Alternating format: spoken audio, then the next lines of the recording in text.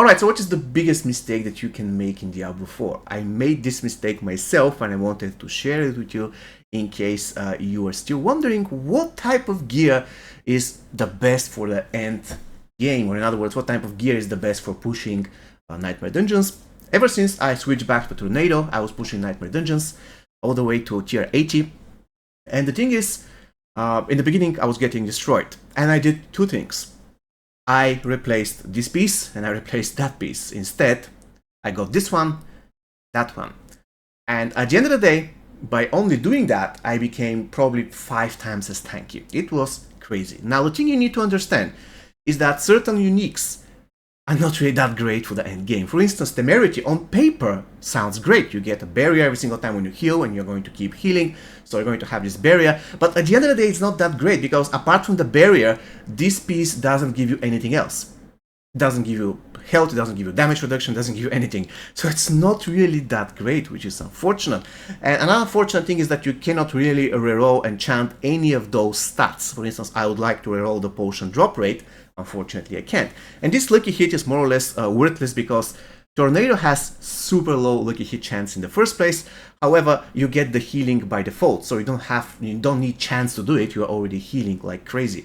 So in a way, Temerity is super bad piece for late game content. I discovered that the moment I changed it for this particular leggings, which are not perfect but are still kind of okay, I got so much tankier, you cannot imagine. On top of that, I imprinted the aspect that increased my armor by 50%, and my survivability skyrocketed. It was absolutely incredible. Another thing, this particular piece is not horrible. It is okay. It gives you damage reduction, it gives you speed.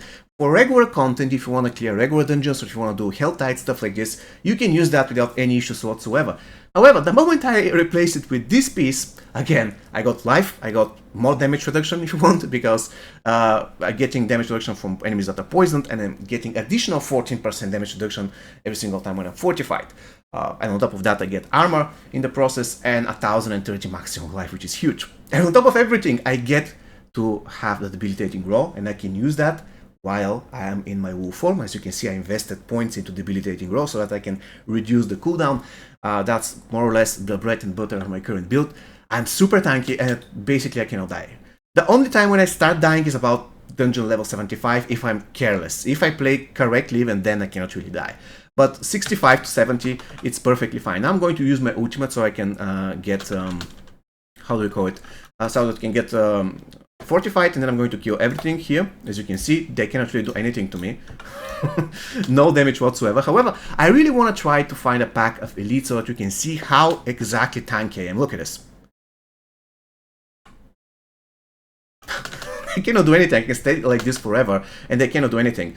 And the moment I activate my tornado, I start also healing in the process. So at the end of the day, those elites, the whole thing here are helpless. They cannot damage. They cannot do any damage to me. They cannot hurt me. They cannot kill me.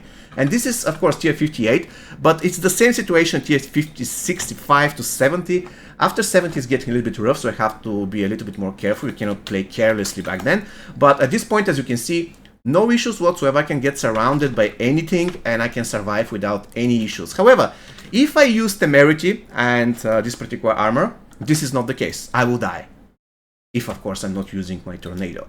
So the point is, certain uniques are not really great for endgame. There are better alternatives out there, mainly because endgame you'd like to stay alive. If you engage a dungeon, let's say rank 70 or rank 80, if you don't have enough damage reduction, you're going to get one-shotted, and the barrier is not going to save you. And the fact that you have 2 ranks more of the tornado, thanks to this particular armor, is not going to save you either. You simply get one-shotted, and you want to make sure this is not happening. So in a way, you can use those, but at certain period of time, the harsh reality hits you that those are not really that great if you want to push harder content.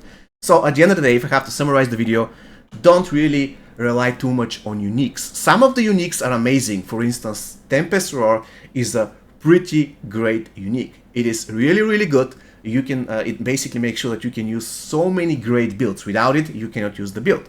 However, certain other uniques are not really that great. For instance, this one, it is just okay, but for endgame content, not incredible.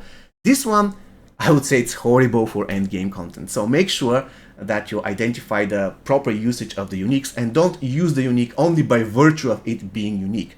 Browse the stats, identify what you need, and at the end of the day decide whether you're going to use a regular legendary with imprinted aspect, or you want to use a unique piece that gives you something that you really, really require in order for your build actually to start working, which in our case is the Tempest Roar. Alright guys, so this is going to be all from me today. I hope you found this video useful. See you next time. Take care.